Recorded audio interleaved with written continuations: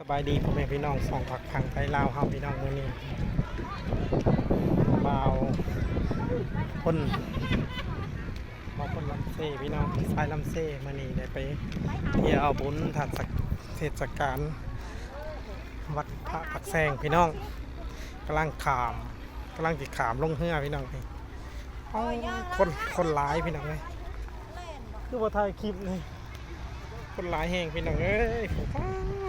ม่วนขนาดพี่น้องในบ้านพี่น้อง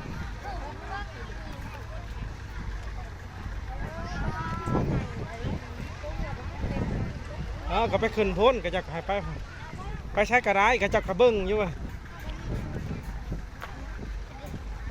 เขาให้เบิ้ลแล้วไปนั่งซะด้วย